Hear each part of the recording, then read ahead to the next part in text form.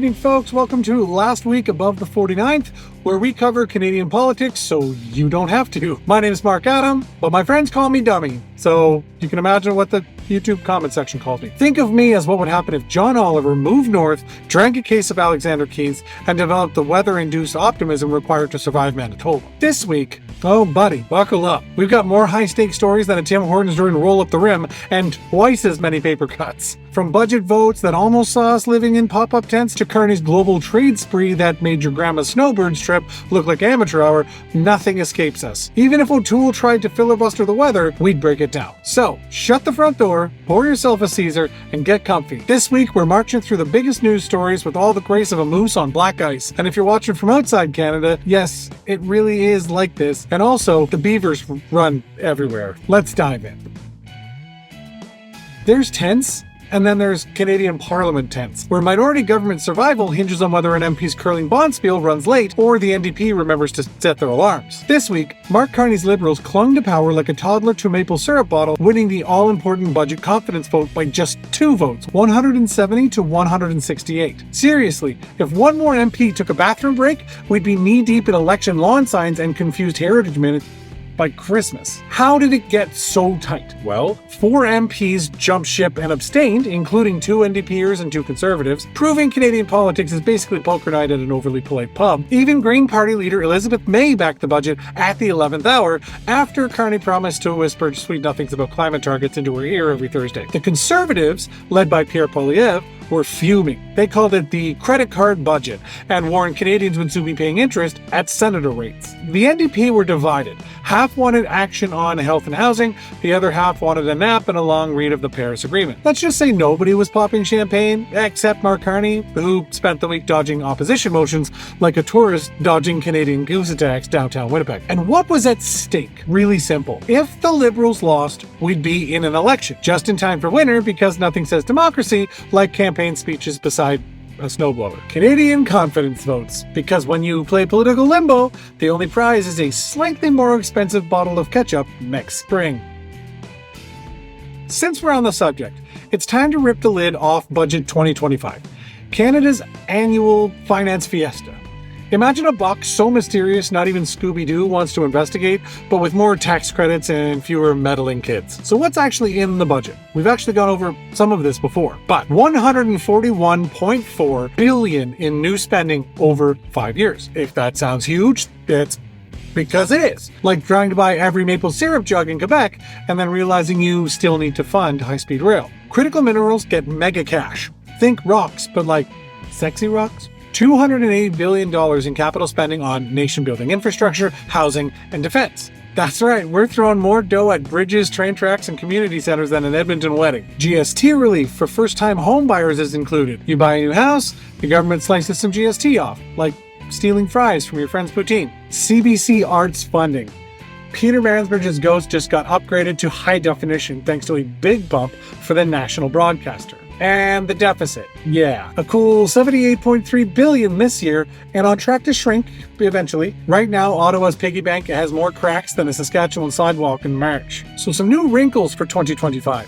New budget cycle. So starting this year, the budget drops in autumn with a spring economic update. So Canadians are switching seasons. Soon they're going to get the budget with our Halloween candy instead of our snow shovel. Capital versus operational spending.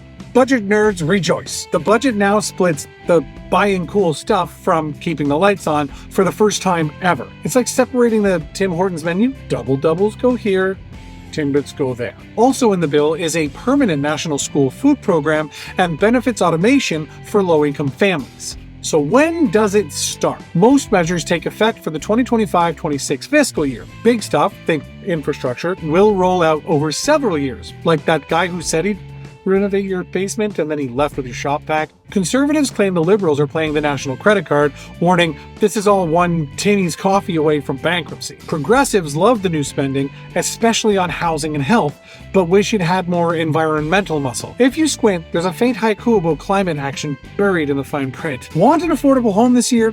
You better start training for next year's Monopoly tournament. Seriously, half of these projects won't finish until you qualify for CPP and can finally afford the deluxe edition. So that's Budget 2025. More moving parts than a curling bond spiel, and just as likely to end in polite chaos.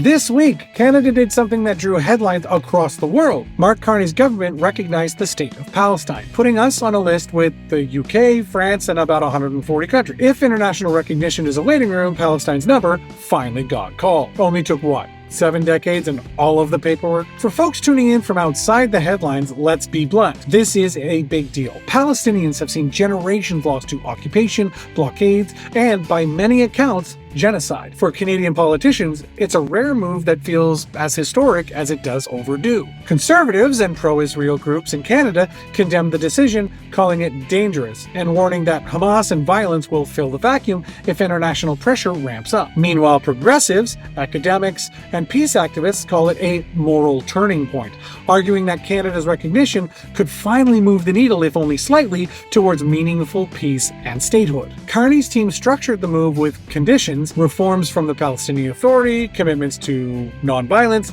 and support for a two-state blueprint. It's a move that won't undo hardship, but if peace is ever possible, maybe it starts with someone, and I mean anyone, finally saying yes after all these years of "wait here, please." This week, Ottawa hosted the G7 Interior and Security Ministers meeting. Imagine the world's toughest crime fighters gathered at a Tim Hortons, swapping ransomware stories and debating whether transnational organized crime is just a fancy way of describing the mafia's group chat. Canada's top cops and global big shots set out to disrupt global crime rings, freeze dodgy money flows, bust synthetic drug trafficking, tackle online extremism, and make sure cybercrime is harder than getting served before noon at a passport office. They dropped a resilience and response framework to counter transnational repression, which, let's be honest, sounds like a Marvel movie script, but is actually about making the bad guys hate Zoom meetings even more. Conservative hardliners cheered for crackdowns, hoping the summit would end in a Bond-style raid on cryptocurrency wallets and a speech from Jason Kenney delivered entirely in Morse code. Progressives wanted more focus on civil liberties, international cooperation, and not profiling every Toronto Raptors fan who pays some cash. There was a push for safeguarding human rights, which at a G7 summit is usually done by politely yelling, "But what about privacy?" during dessert. The G7's crime plan is basically a global game of whack-a-mole, except the moles are drug lords using TikTok, and half the ministers still don't know how to mute themselves on a video call. Security experts signed off on a joint statement on maritime ports, so it's now officially harder to traffic drugs through Halifax than to find parking downtown Halifax. G7 security summits, the only place where follow the money means tracking down bitcoins, laundered cash, and occasionally a rogue Tim Hortons gift card. Mark Carney's world tour, trade, trillions, and the art of avoiding America, with a side of Poilievre's panic over here. Tonight's main event, Prime Minister Mark Carney is abroad so much that his Air Miles card qualifies for diplomatic immunity. This week, he's linked to more deals than your uncle at a Winnipeg swap meet, and every one of them makes Pierre Poilievre so mad, he's threatening to filibuster the metric system. Let's break it down. According to the Globe and Mail, CBC, and official government releases, Carney has just wrapped up a whirlwind visit to the United Arab Emirates, a place where the malls have Ferraris in them and everyone is a handshake away from a sovereign wealth fund. Canada signed a full Foreign Investment Promotion and Protection Agreement, or FIPA, which in plain English is like telling foreign investors, "Come invest, we promise not to nationalize your igloo." The FIPA with the UAE sets up clear rules, a legally binding promise for mutual investor protection, serious business, not just a pinky swear over shawarma. Both sides will now negotiate a comprehensive economic partnership agreement, or CEPA, aiming to double trade from $3.4 billion to $7 billion by 2035, focusing on energy, agri-food, clean tech, critical minerals, and more direct flights than you can shake a stick at. CBC reports UAE sovereign wealth funds will visit Canada early next year, kicking the tires on our energy, mining, and infrastructure. All while Carney's government is pitching a $1 billion project for the new minerals processing because we're done letting China have all the fun with the world's lithium.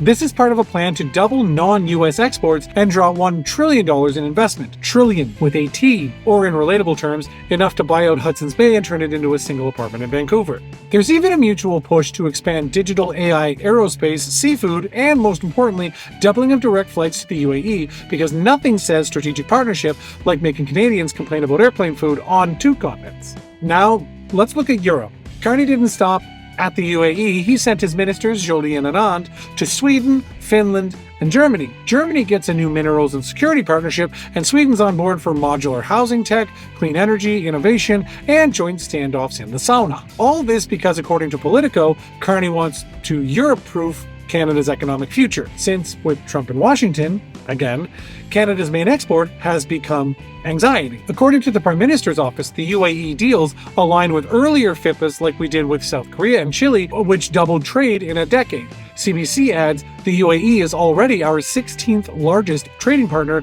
for goods and 7th for services. The more we sell, the more jobs for Canadians, which means more money for essential upgrades like slightly less depressing bus stations. But while Carney was out chasing trillion-dollar deals and making nice with oil sheiks and Volvo-driving Nordic prime ministers, Pierre Poilievre was at home warning that foreign deals are just liberal schemes to sell out real Canadians, like his neighbor Gary, who only trusts lawn signs and his own recipe for butter chicken. According to Poilievre, every Trudeau/Carney trade trip is one step closer to a shadowy global cabal, or at least replacing the toonie with cryptocurrency. So Poilievre's latest. While the Liberals are busy handing out sweet deals to international billionaires, Canadian families are struggling to pay for, well, everything. Rent, groceries, poutine, basically anything but a clip-on conservative tie. Every time Carney signed another deal, Pierre's face got tighter than a toddler's mouth with 2 Timbits crammed in there. Sure, Carney's making big international plays, but according to Global News, the aim is to keep jobs and cash in Canada while hedging against America's next loud sneeze. Because let's face it, if Trump starts another trade war, our best hope is to be so busy selling batteries to Sweden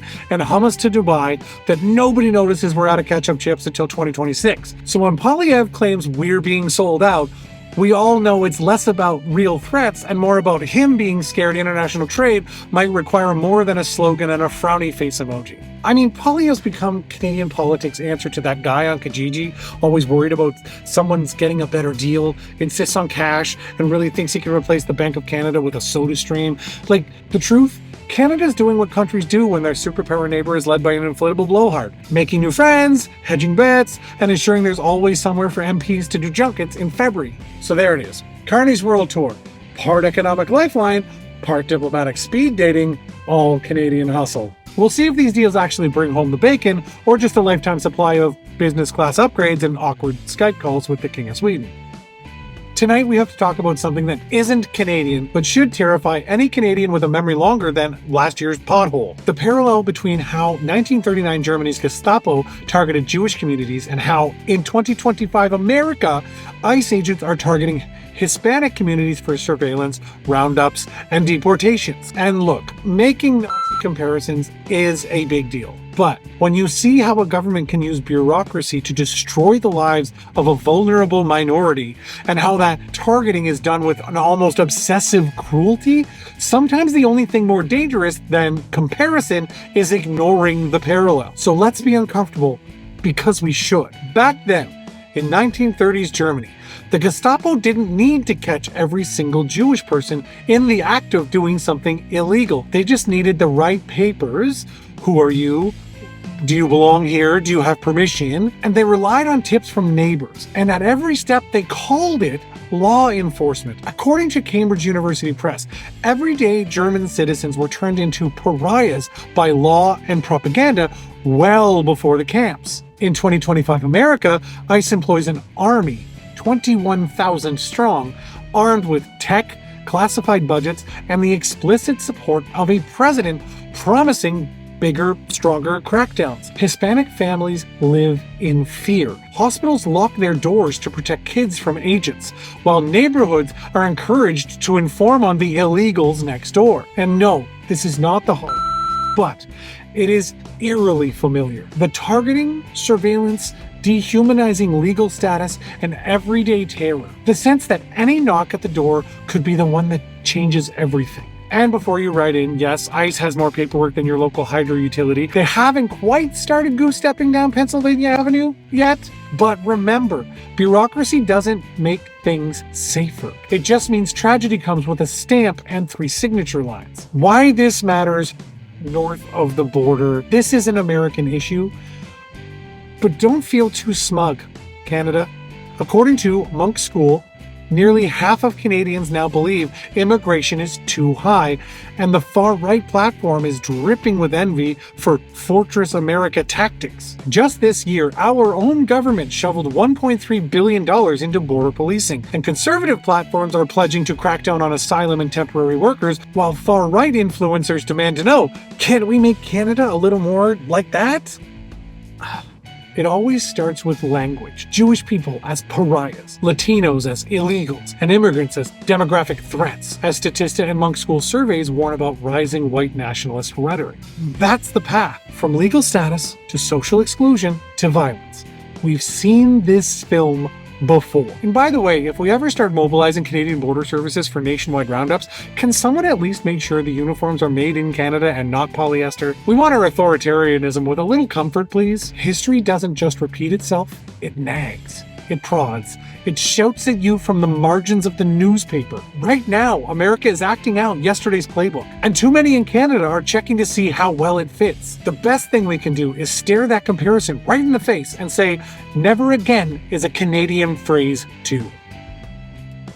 And that's our show. Don't forget to hit like, subscribe, and explain parliamentary procedure at your next family dinner. See you next week when something will inevitably happen that makes us wish we'd paid more attention in civics class. Good night, and try not to get tariffed.